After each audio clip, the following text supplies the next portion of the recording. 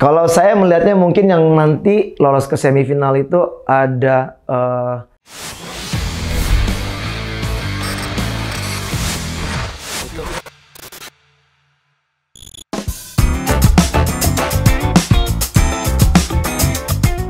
ya cukup menarik di luar dari prediksi banyak orang ya tentunya. Seperti kita lihat bagaimana Korea, terus juga bagaimana Jepang juga bisa lolos sampai masuk putaran kedua. Dan juga Maroko yang tampil sangat luar biasa kemarin ketika mengalahkan Spain ya, dengan bagaimana permainan kolektif defense yang sangat luar biasa. Saya pikir ini salah satu Piala Dunia yang menurut saya sangat menarik.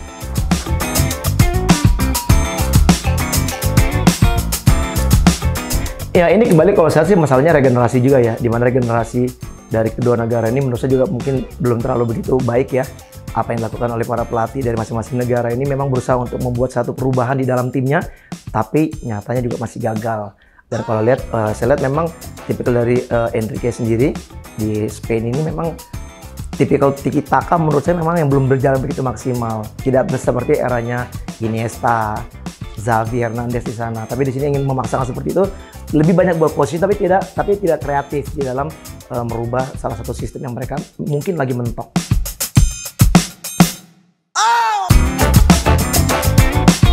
Ya bagaimanapun memang semua pelatih mempunyai seleranya masing-masing ya. Banyak yang bertanyakan juga kenapa kita tahu Di Gea juga nggak dipanggil, padahal juga kiper terbaik dari Spanyol sendiri. Ini kembali kepada masalah prinsip dan juga bagaimana formasi dari keinginan pelatih. Jadi mungkin setiap pelatih pasti sudah memilih yang terbaik bagi timnya.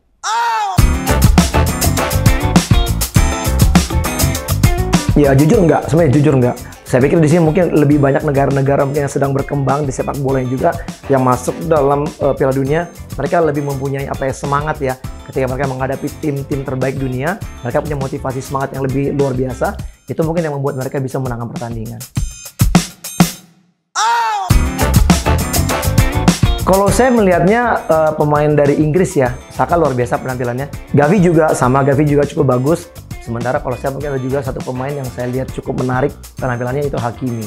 Ini kalau saya melihat juga ini kepintaran dari pelatih, karena pelatih memang mengerti sekali ya siapa tim yang dihadapi.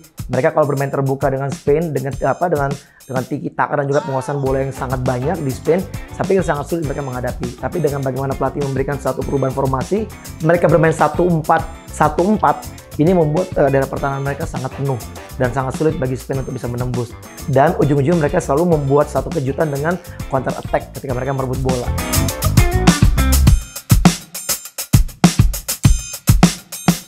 Ya, yang namanya seleksi alam pasti akan terjadi. Ya, itu juga terjadi bagi dua pemain besar ini, di mana Messi masih dapatkan kepercayaan, di mana memang kalau menurut saya juga usia juga masih lebih muda Messi mungkin ya dibandingkan Ronaldo ya.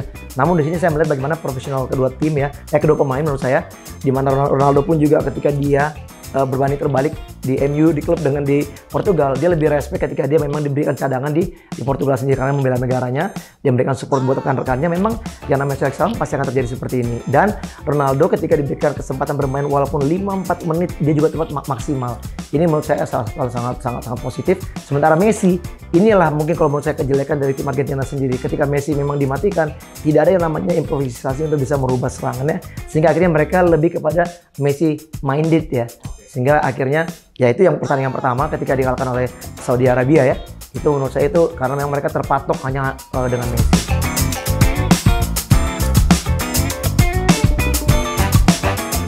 Saya nggak tahu namanya, tapi kalau menurut saya sekarang ini pelatih Maroko bisa diandalkan juga menjadi pelatih terbaik ya. Karena kita tahu juga dia juga bisa mengalahkan tim besar sekelas Spain walaupun cuma dalam adu penalti.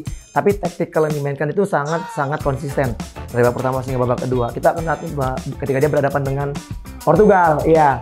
Nah, sekarang apabila mungkin nantinya Portugal juga mendapatkan kesulitan seperti yang dilakukan ketika lawan Spain, saya pikir ini Maroko juga bisa menjadi kuda hitam nih, bisa tembus nanti ke semifinal. Tapi itu kembali kepada bagaimana taktikal dan juga kesiapan setiap pemain. Sementara kalau untuk saya sendiri, bagaimana Southgate nih di tim Inggris bisa memadukan dua generasi ya, muda dan tua. Menurut saya juga Southgate juga bisa dikatakan sebagai pelatih terbaik di Piala Dunia. Ya kalau Tite udah berkali-kali ya megang tim nasional Brazil, saya pikir apapun yang dilakukan oleh Tite ini tidak merubah bagaimana konsep bermain dari Brazil, gaya sambanya. Sehingga akhirnya kalau kita melihat Brazil ini bermain ya seperti itu, dengan penguasaan bola juga tiki taka dan juga ditambah juga dengan kualitas skill individu.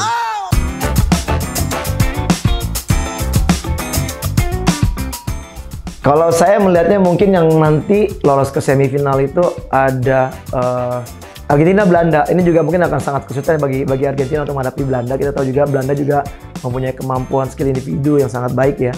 Tapi saya lebih menjagokan Argentina untuk bisa lolos. Terus di bawahnya itu ada Kroasia, Brazil. Ya saya di atas kertas saya menjagokan Brazil karena memang juga sebagai tim unggulan untuk bisa menjuarai tahun ini.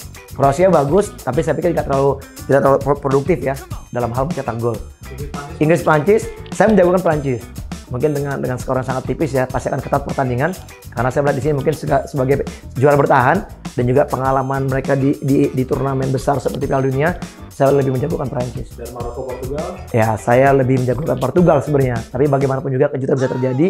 Kayak kita lihat Maroko bisa mengalahkan Spain, kita akan lihat bagaimana sekarang kontribusi pelatih. Kita akan lihat bagaimana pelatih Portugal bisa meracik dan juga bisa mencoba merubah konsep permainan mereka ketika melawan Maroko apabila Maroko bermain parkir bus seperti melawan Spain. Terima kasih untuk menyaksikan saya dan sampai berjumpa lagi di video-video berikutnya. Ciao.